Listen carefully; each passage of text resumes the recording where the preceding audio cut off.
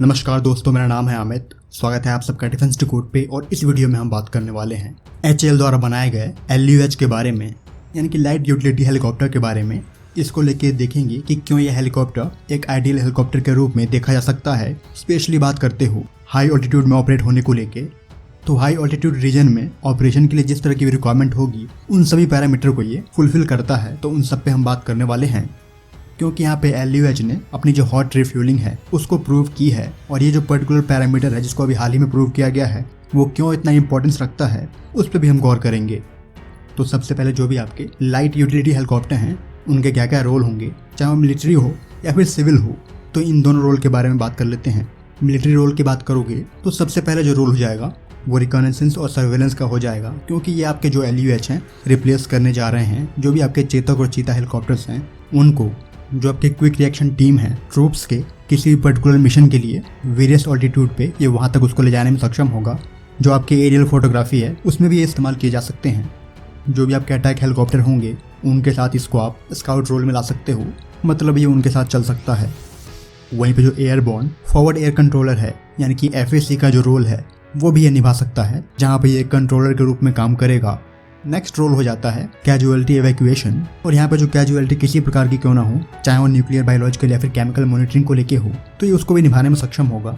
LUH के ही कुछ platform जो एम्बुलेंस के रूप में काम करते हैं तो ये उस रोल में भी देखा जा सकता है। यहाँ पे जो आपके LUH हैं उनको आप इस्तेमाल कर सकते हो इलेक्ट्रॉनिक सपोर्ट मेजर के रूप में, मतलब जो भी आपके दुश्मन के रेडार हैं उनकी जो पोजीशन है वो कहाँ पे है तो उसको तय करने के लिए LUH का जो इस्तेमाल है वो किया जा सकता है। वहीं पे इलेक्ट्रॉनिक काउंटर मेजर और इलेक्ट्रॉनिक काउंटर मेजर डिवाइस को भी यहाँ पे कैरी किया जा सकता है। तो ये इसके वाइडर मिलिट्री एप्लीकेशन है। बात करते हो सिविल एप्लीकेशन की, तो VIP ट्रैवल के रूप में आप इसको इस्तेमाल कर सकते हो। एयर एम्बुलेंस के रूप में वहाँ पे भी इस्तेमाल किया जा सकता है। जो आपके सर्च और रेस्क्यू ऑपरेशन है, यानी कि SAR ऑपरेशंस, वहाँ पे इस्तेमाल कर सकते हो। सर्विलियंस या फिर जो भी कैजुअलिटी एवैक्यूएशन है तो उनके रूप में भी इसको आप सिविल एप्लीकेशन में। तो ये कुछ इसके की रोल हैं। स्पेसिफिकेशन की बात कर देते हो तो जो मैक्स वेट है वो 3 टन के अराउंड का है। एम्प्टी वेट इसका 1.8 टन का है। ये एक सिंगल इंजन एयरक्राफ्ट है, यानी कि रोटरी एयरक्राफ्ट है। और यहाँ पे सिंगल इंजन क्यों है उसको भी लेके हम आगे बात करेंगे। सीटिंग कैपेसिटी की बात करते हो तो 2 पायलट और जो 6 पैसेंजर हैं वो यहाँ पे आ सकते हैं। वेलोसिटी की बात करोगे, यानी कि क्रूज वेलोसिटी, तो 240 kmph की है। रेंज की बात करते हो तो जो इसकी रेंज है वो 350 किलोमीटर से ऊपर की है। पेलोड की बात करते हो 6 किलोमीटर से ऊपर ऑल्टीट्यूड पे, तो ये जो पेलोड है वो 75 किलो से ऊपर का जो पेलोड है वो ये कैरी कर सकता है। सर्विस सीलिंग की बात करोगे तो ऑलमोस्ट 6500 मीटर का जो सर्विस सीलिंग ये देता है। तो अपने आप में काफ़ी इंपॉर्टेंट प्लेटफॉर्म है। ये इस्तेमाल करता है 4 ब्लेड का, जो कि कंपोजिट हिंजलेस ब्लेड हैं इसके मेन रोटर ब्लेड। वहीं पे जो आपके टेल रोटर ब्लेड हैं उसके लिए जो बेरिंगलेस मैकेनिज्म है उसका इस्तेमाल किया गया है। इसका जो एयर फ्रेम है वो कंपोजिट मटेरियल का है, जबकि जो पूरा कॉकपिट है वो ग्लास कॉकपिट है। तो ये है कुछ आपके LUH के स्पेसिफिकेशन। बात करेंगे जो भी आपके हाई ऑल्टीट्यूड ऑपरेशन होते हैं उनकी जो रिक्वायरमेंट होती है वो किस प्रकार की होती है। स्पेशली कोई जो रोटरी विंग एयरक्राफ्ट है उसको लेके हम बात करेंगे। तो जब भी आप बात करते हो हाई ऑल्टीट्यूड की, तो आमतौर पे जो दुनिया में देखा जाता है हाई ऑल्टीट्यूड को वो देखा जाता है 16,000 से लेके 17,000 फीट के बीच में। जबकि भारत के केस में ये जो ऑपरेशनल ऑल्टीट्यूड है ये और भी बढ़ जाता है और 21,000 फीट तक पहुंच जाता है।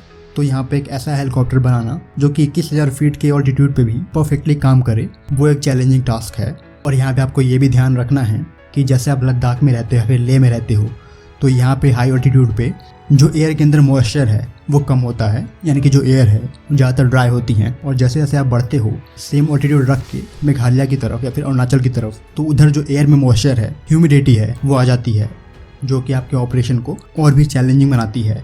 तो ये कुछ जो 3 पैरामीटर हैं वो चैलेंजिंग हो जाते हैं हाई ऑल्टीट्यूड पे। पहला आपका होता है डेंसिटी, यानी कि एयर की डेंसिटी। दूसरा है ऑक्सीजन की मात्रा। और तीसरा है आपका टेरेन पेक्यूलरिटी। तो ये कुछ 3 पैरामीटर हैं जो कि अफेक्ट करते हैं आपके हेलीकॉप्टर की परफॉर्मेंस को। स्पेशली बात करोगे डेंसिटी की, तो जैसे जैसे आप ऊपर जाते हो तो जो एयर की डेंसिटी है वो कम होती है। एयर की डेंसिटी कम होगी तो जो लिफ्ट है वो कम जनरेट होगा। हम सभी जानते हैं कि जो लिफ्ट होता है वो CL12ρv² होता है। तो जो रो का नंबर यानी कि डेंसिटी का नंबर है वो कम होगा तो जो लिफ्ट है वो कम जनरेट होगी। तो जो भी आपका ऑल्टीट्यूड 10,000 फीट के अराउंड होता है तो वहाँ पे जो डेंसिटी होती है एयर की वो 0.7 की होती है, जबकि 20,000 फीट पे जो एयर की डेंसिटी होती है वो 0.5 के अराउंड होती है। तो यहाँ पे डेंसिटी कम होने के बाद जो भी आपके हेलीकॉप्टर हैं वो लिफ्ट कम जनरेट करेंगे। कहने का मतलब ये है कि जो आपकी पेलोड कैरी करने की क्षमता है वो ड्रास्टिकली गिर जाती है। अगला है आपका ऑक्सीजन की डेफिशिएंसी। तो जब भी आपके पास ऑक्सीजन की डेफिशिएंसी होती है तो जो आपके एयरक्राफ्ट का इंजन है, हेलीकॉप्टर का इंजन है, वो प्रॉपरली काम नहीं करता है, मतलब उतना थ्रस्ट जनरेट नहीं करेगा। चाहे आप एयरक्राफ्ट के इंजन के जो भी कंट्रोलिंग सर्फेस हैं उन सबको डिप्लॉय कर देते हो, सभी एवियोनिक्स को भी डिप्लॉय कर दोगे, तब भी जो थ्रस्ट की रिक्वायरमेंट है वो पूरी नहीं हो पाती है O2 की डेफिशिएंसी होने के कारण। ये तो रही बात व्हीकल की।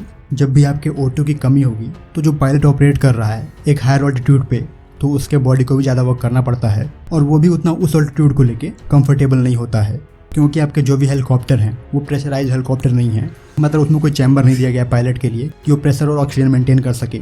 अगर आप ये सब चीज़ें करते हो तो जो एक वेट पेनल्टी है वो बढ़ जाती है, तो ये भी एक चैलेंज होता है। तीसरा आपका टेरेन पेक्यूलरिटी। टेरेन की बात करोगे तो आपका जो हेलीकॉप्टर है वो हर तरह के टेरेन में लैंड करने में सक्षम होना चाहिए, और इसी को देखते हुए ज़्यादातर जो हाई ऑल्टीट्यूड के हेलीकॉप्टर्स होते हैं उनमें स्कीड लैंडिंग गियर दिए जाते हैं, न कि व्हील्ड लैंडिंग गियर। क्योंकि इसको लेकर काफ़ी सवाल आ रहे थे कि LUH में व्हील्ड लैंडिंग गियर क्यों नहीं है। तो हर तरह के टेरेन में ये लैंड कर सके, इसके लिए यहाँ पे जो स्कीड लैंडिंग गियर है वो दिया गया है। अगर आपको सॉफ्ट लैंडिंग भी करनी पड़े तो आप कर सकते हो। लैंडिंग यहाँ पे ज़्यादातर जो भी आइस के हेलीपैड बनाए गए होते हैं वहाँ पे करनी होती है, तो यहाँ पे उसके लिए भी जो आपका LUH है वो कंपैटिबल है।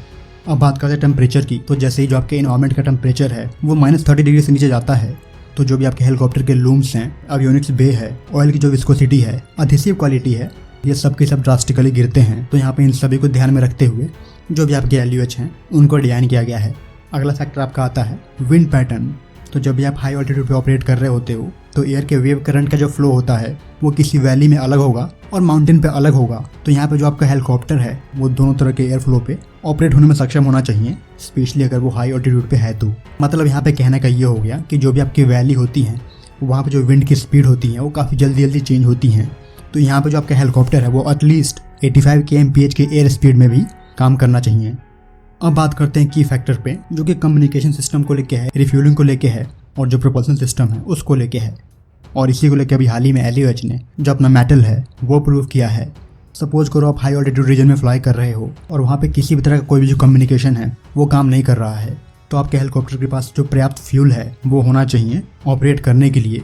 और मान लो जो आपके कॉम सिस्टम है वो इंगेज हो भी जाते हैं और आप कोई फ्यूल मंगाते हो एक पर्टिकुलर रिफ्यूलिंग साइट पे जहाँ पर जो टेम्परेचर है वो ऑलरेडी नेगेटिव है, तो वहाँ पे आप रिस्क नहीं ले सकते हो कि आप अपने इंजन को बंद करके जो फ्यूल है वो भरो। तो वहाँ पे आपको आपके इंजन को स्टार्ट करके ही फ्यूल भरना पड़ता है।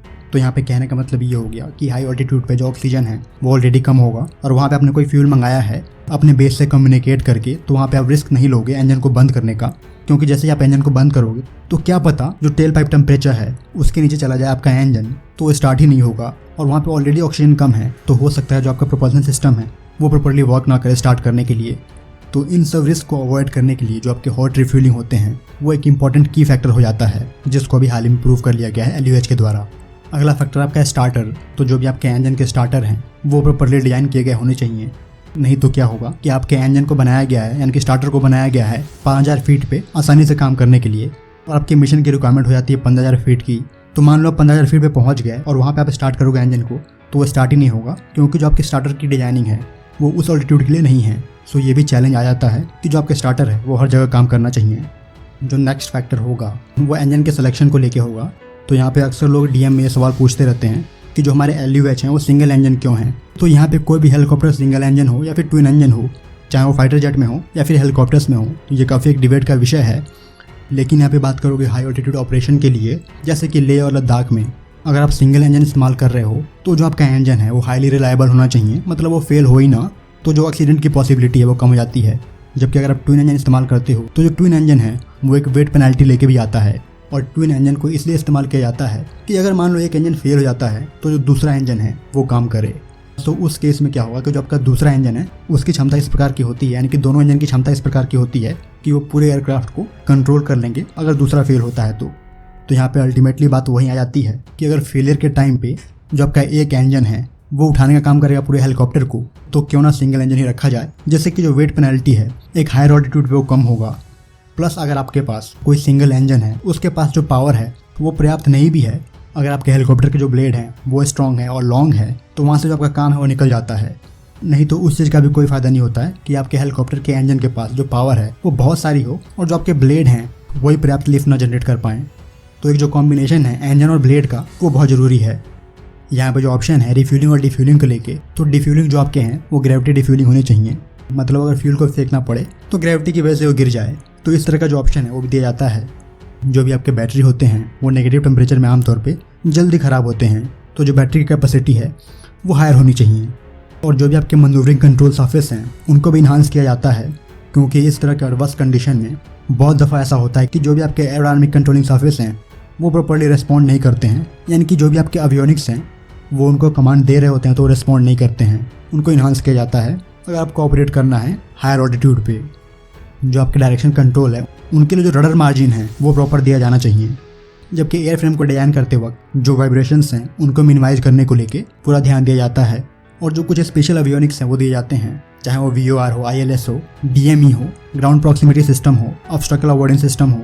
वहीं पे एक ऑपरेशन के बाद बेस पे लौटने के लिए जो HSI सिस्टम है उसका भी होना जरूरी है। तो ये कुछ तरह के चैलेंजेस हैं वो फेस करने पड़ते हैं एक हायर ऑल्टीट्यूड पे। और जिस तरह से LUH ने जो अपने हॉट रिफ्यूलिंग है या हाई ऑल्टीट्यूड को लेके जो पैरामीटर हैं उनको प्रूव किया अभी हाल के टेस्ट में, तो वो काफ़ी इंपॉर्टेंट था। और इसी पे हम बात कर रहे थे कि यहाँ पे जो हॉट रिफ्यूलिंग है वो कितना की हो जाता है अगर आप नेगेटिव टेम्परेचर में ऑपरेट कर रहे हो, तो मतलब आप अपने इंजन को बंद करने का जो रिस्क है वो नहीं उठाते हो। सो इस वीडियो में इतना ही रखते हैं। जय हिंद।